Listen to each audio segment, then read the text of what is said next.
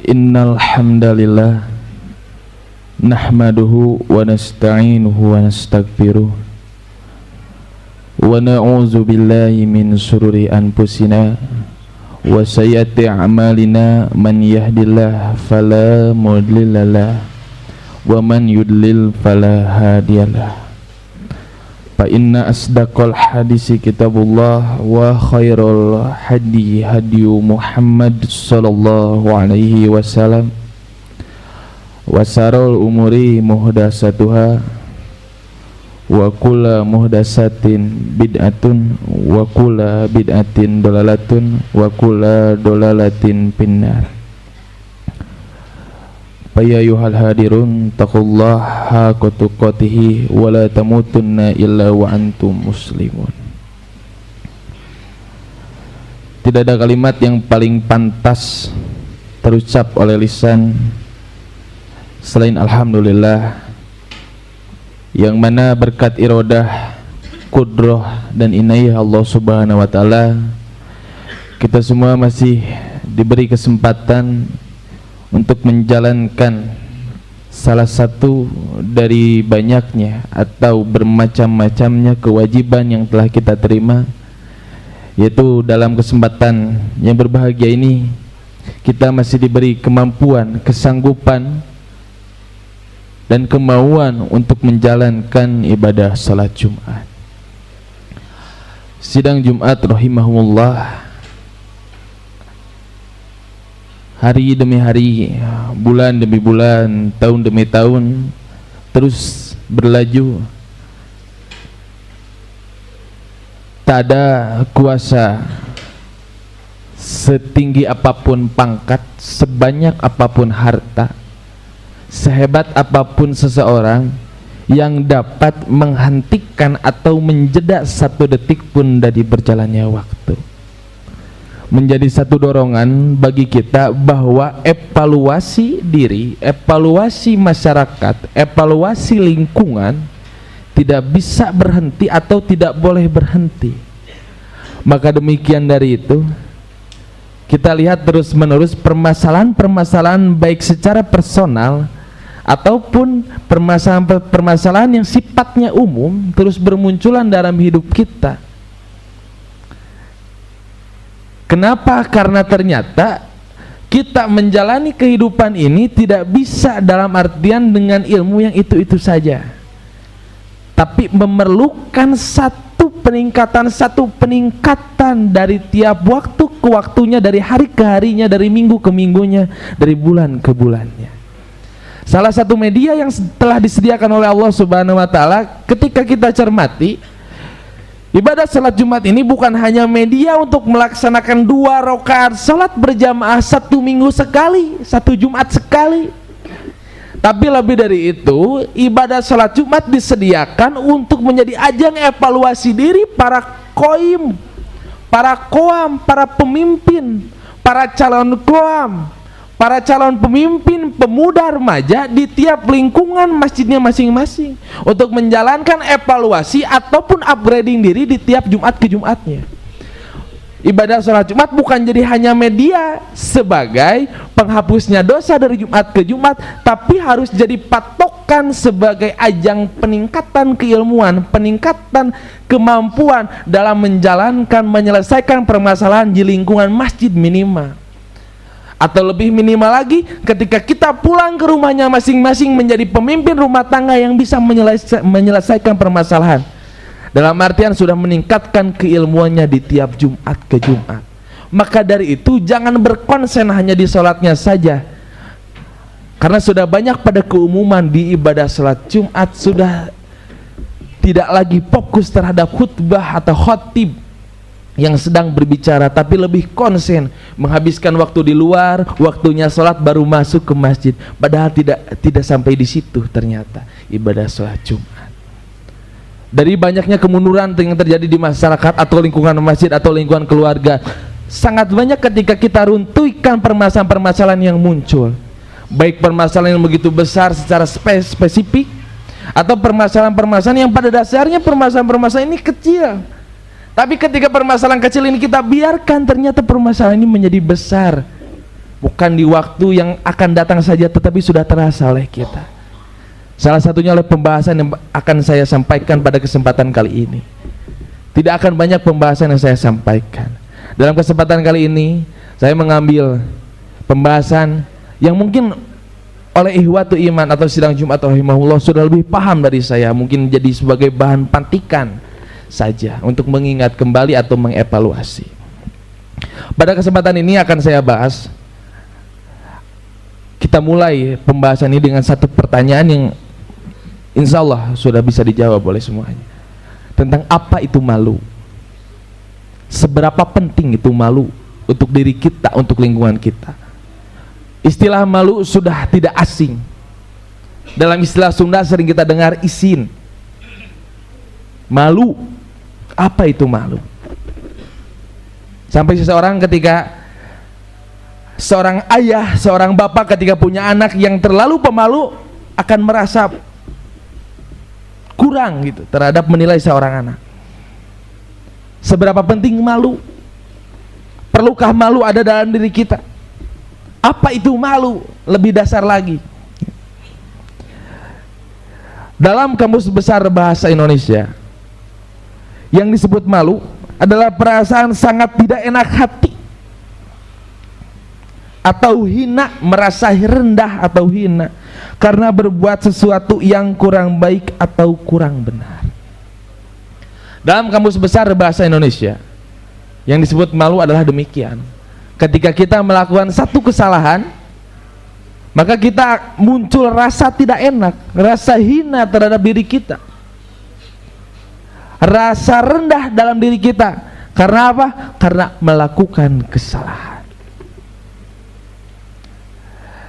Dalam kajian Islam atau dalam syariat Islam, salah satunya dikemukakan oleh Ibnul Qayyim rahimahullah, Imam Ibnul Qayyim rahimahullah, maka yang disebut malu adalah sifat yang sangat penting dalam Islam dan merupakan cabang dari iman, yang dengan itu seseorang akan menjauhi perbuatan-perbuatan yang salah. Itulah yang disebut dengan malu. Kenapa perlu dibahas? Karena masih menjadi alasan yang pada dasarnya tidak sesuai. Kenapa belum mau sholat? Kenapa belum mau Jumatan? Malu. Betulkah? Sesuaikah dengan definisi? Sesuaikah dengan pengertian yang ada? Tidak. Pada dasarnya malu adalah sebuah dorongan, emosi, sifat yang keluar dari diri kita untuk mendorong kita menjauhi perbuatan-perbuatan yang salah, bukan menjauhi perbuatan-perbuatan yang benar. Sudah benarkah kita menempatkan malu? Sebagai refleksi boleh kita bayangkan atau boleh kita lihat kembali ke belakang di lingkungan kita atau mungkin di keluarga kita. Bergesernya adab, bergesernya karakter anak sekarang. Kita ambil contoh kecilnya saja.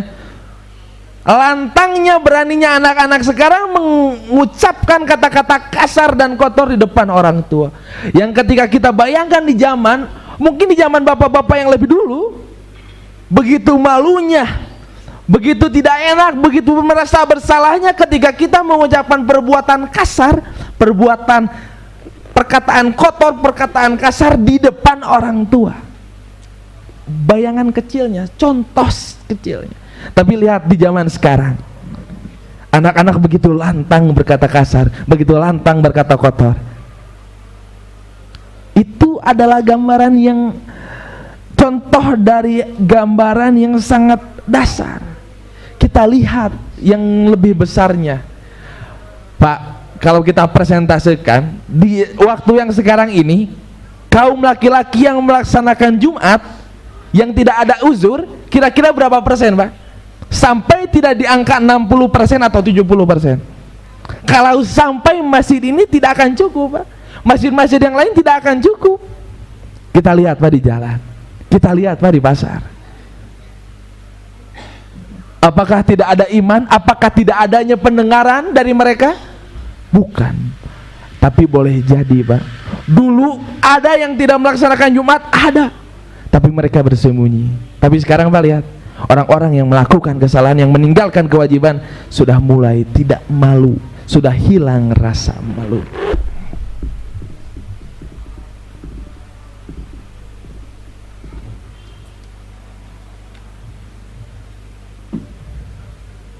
Alhamdulillahillazi khalaqal mauta wal hayata liyabluwakum ayyukum ahsanu amala. Asyhadu an la ilaha illallah wa anna Muhammadan abduhu wa rasuluhu min akhiril anbiya'i wal mursalin. Faqala Nabiyyu sallallahu alaihi wasallam, innallaha azza wa jalla iza arada an yuhlika abdan naza'a minhul hayya. Sidang Jumat rahimahumullah menjadi bekal untuk kita kembali membudayakan kembali, menanamkan pendidikan rasa malu terhadap anak usia dini. Karena ternyata begitu pentingnya, bukan hanya menjadi cabang sebagai, bukan hanya malu ini adalah merupakan cabang dari iman menurut hadis Muslim,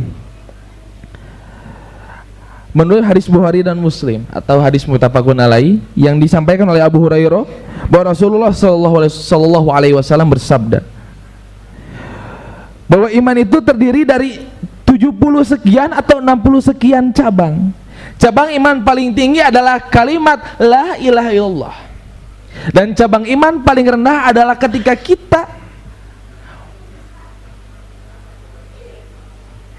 mengawaskan, apa bahasa mudanya adalah membersihkan rintangan yang ada di jalan, baik itu paku, kayu yang ada, itu adalah cabang iman paling rendah. Di akhir hadis Rasulullah menyebutkan bahwa al-haya'u minal iman, malu itu sebagian dari iman. Setidaknya apa?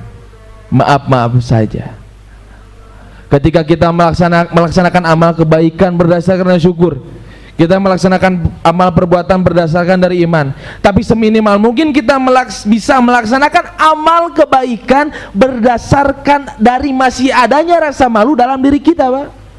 Minimal, seminimal mungkin. Maka jangan ada gunjingan terhadap orang yang melaksanakan perbuatan baik karena malu. Jangan, itu adalah awal dari dia akan tebal iman kelak di hari yang akan datang. Karena kita pada dasarnya malu terhadap orang tua kita yang memberi contoh. Kita pada dasarnya malu terhadap guru-guru kita yang memberikan contoh. Kita kaum muda, kaulah muda, malu terhadap para orang tua yang memberikan contoh.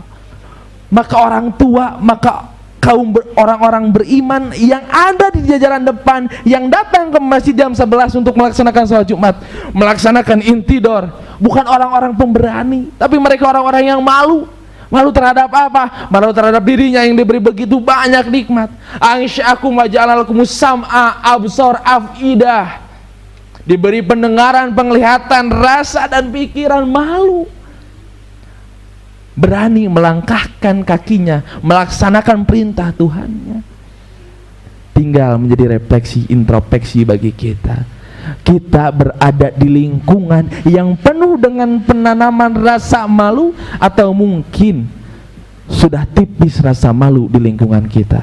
Karena Allah Azza wa Jalla melalui hadis Nabi SAW, kata Nabi, sungguhnya Allah Azza wa Jalla ketika akan membinasakan seorang hamba, bukan dengan penyakit, bukan dengan kehilangan harta, tapi dengan apa? Dengan dicabutnya, diangkat rasa malu dari seorang, dari hamba itu. Hati-hati, Pak.